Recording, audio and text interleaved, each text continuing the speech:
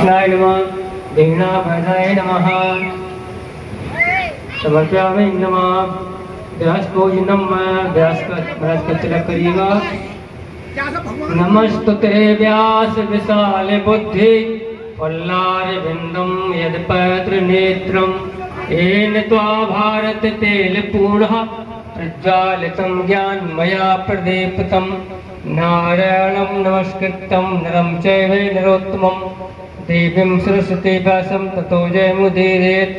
माल्यादीनि सुगंधीनि मालित्यादीनि वेप्रु मयतानि पुष्पाणि पूजार्थं प्रददामि वैनगनाय नमः स्थापयामि पूज्यामि नमः दीपदक्षिणां समर्पयामि नमः।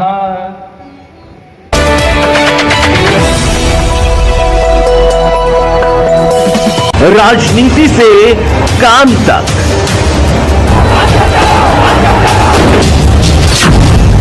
अपराध से अंजाम तक, खेत से खलिहान तक, अब हर खबर पर होगी हमारी नजर। पाइए सीधा अपने मोबाइल पर। मैं हूं मौर्य कुमार गौतम, आपका अपना न्यूज रिपोर्टर। देखते रहें गांव शहर की खबर और जुड़े रहें सिटी न्यूज इंडिया वन के साथ। हमारे चैनल को लाइक करें, शेयर करें और सब्सक्राइब करना ना भूलें। जय श्री राम पंडित जी। जय श्री राम। कृष्णाय नमः दीनाभरणाय नमः समर्पयामि नमः व्यासभोजनम व्यास का तिलक करिएगा। नमस्तुते व्यास विशाल बुद्धि वल्लारविंदम यदपत्र नेत्रम येन त्वा भारत तेल पूर्णः प्रज्वालितं ज्ञानमया प्रदीप्तं नारायणं नमस्कृतं नरं चैव नरोत्तमं देवीं सरस्वती व्यासं ततो जयमुदीरयेत्। माल्यादीनि सुगंधीनि मालित्यादीनि वेप्रु मयतानि पुष्पाणि पूजार्थं प्रददामि वैनगनाय नमः स्थापयामि पूज्यामि नमः दीपदक्षिणां समर्पयामि नमः।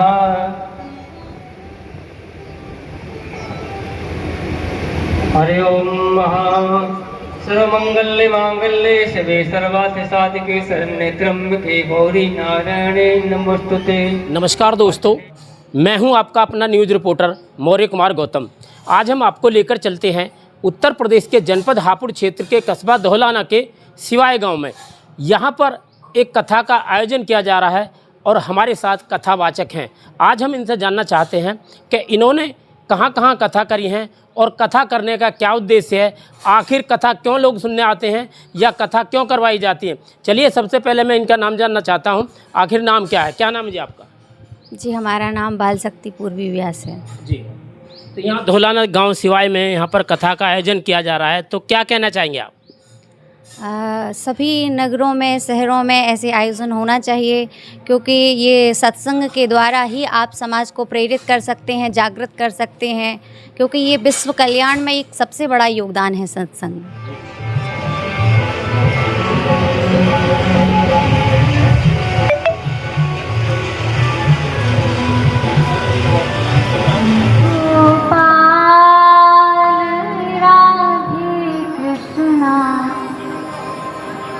गोविंद गोविंद हे गोपाल राधे कृष्ण गोविंद गोविंद हे गोपाल राधे कृष्ण गोविंद गोविंद कृष्ण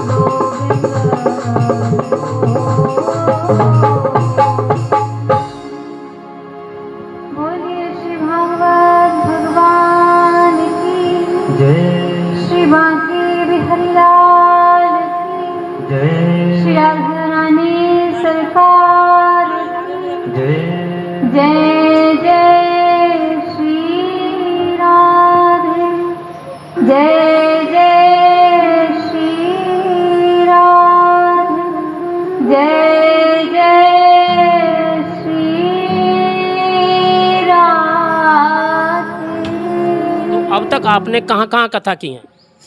भारत के विभिन्न क्षेत्रों में कथा कह चुकी हैं अभी तक, जैसे कि यहाँ अम्बाला पंजाब में, छत्तीसगढ़ बिलासपुर में, झांसी में, दतिया यूपी एमपी और सभी धार्मिक क्षेत्रों में भी, हरिद्वार में, सुकताल, नैमिषारण्य, काशी, बनारस आदि आदि सभी स्थानों पर कथा अभी तक कह चुकी हूँ। जी, तो बताया जा रहा है कि जैसे देखा जा रहा है कि आपकी फैमिली में कौन कौन लोग रहते हैं?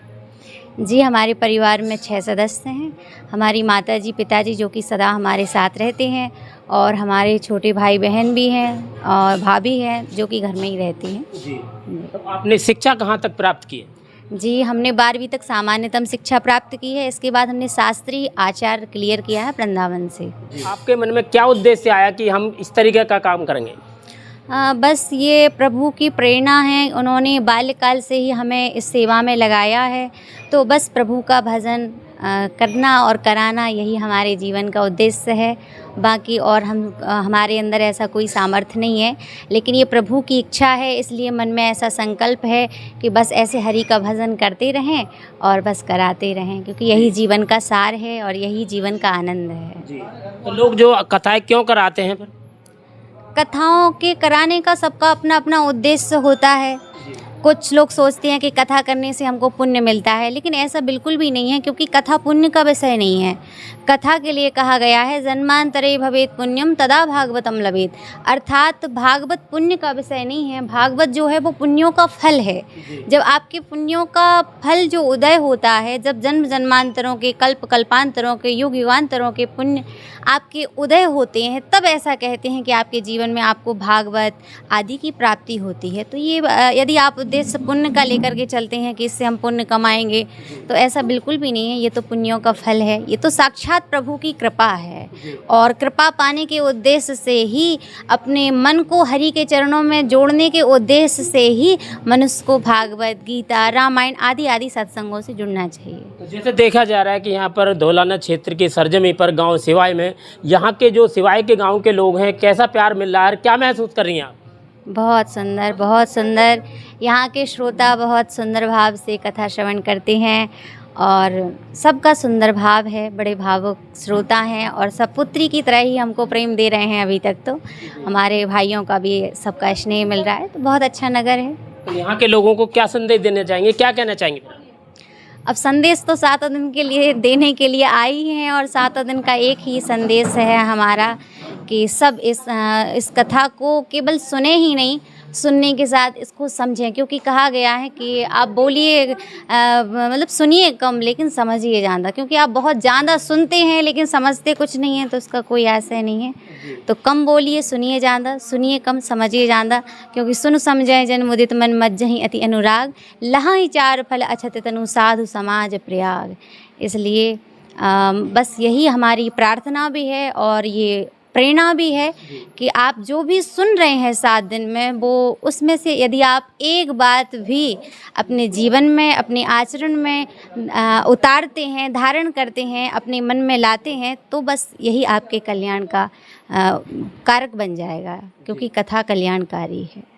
कृष्णाय नमः, देवनाभरणाय नमः,